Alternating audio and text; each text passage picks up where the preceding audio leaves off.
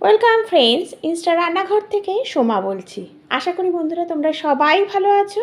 আজকে নিয়ে এসেছি হচ্ছে, দেখো, একদম অন্যরকম রেসিপি। এটা হচ্ছে নিম পাতা ভাজা, মানে নিম বেগুন।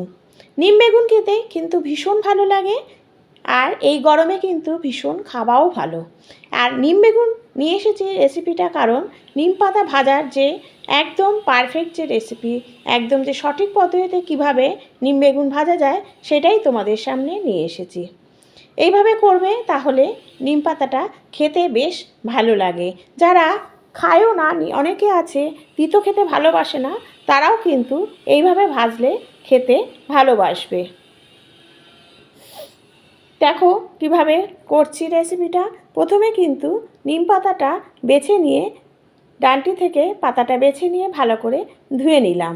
ধুয়ে দেখো আমি কিন্তু একটা ঝাঁঝরির মধ্যে রেখেছি, কারণ এই ঝাঁঝরি থেকে যেটুকু জল থাকবে সবই তাহলে বেরিয়ে যাবে।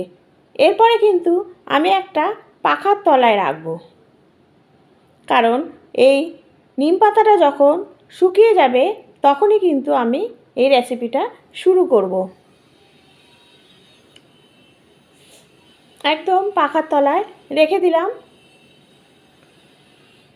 এরপরে দেখো একটা চাটু বসিয়েছি, লোহার চাটু। এতে কিন্তু নিম পাতাটা দিয়ে দিলাম একদম খালি চাটুতে, আর ছড়িয়ে দিলাম যাতে জলটা পুরো টেনে যায়। দেখো, এরপরে গ্যাসটা অফ করে দেবে যখন এরকম ভাজা হয়ে যাবে। তা ঠান্ডা হলে তারপরে কিন্তু এরকম ঝুরঝুরা হয়ে যাবে। হাত দিয়ে একটু স্ম্যাশ করে নেবে, একদম ঝুরঝুরা হয়ে যাবে। এদিকে কিন্তু পাশে আমি বেগুন ভাজতে দিয়েছি। বেগুনটা যখন, আর এটা কিন্তু করবে একদম সর্ষের তেলে। বেগুনটা যখন ভাজা হয়ে যাবে, দেখো গুঁড়ো করা নিম পাতাটা দিয়ে দিলাম। এতে কিন্তু খেতেও বেশ ভালো লাগে। আর অনেকেই নিম পাতা, মানে অনেকেই তিতা খেতে ভালোবাসে না।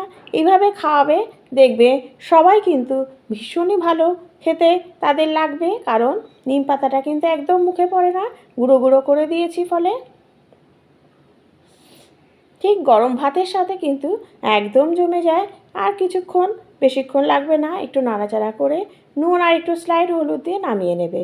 ব্যাস, ভাতের সাথে কিন্তু একদম পারফেক্ট লাগে গরম ভাত। আর তার সাথে হচ্ছে এই নিম বেগুন।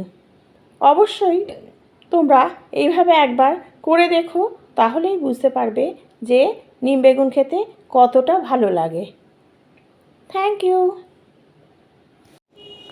আর যারা নতুন আছো, বেল আইকনটা একটু প্রেস করে দিও, পাশে থেকো।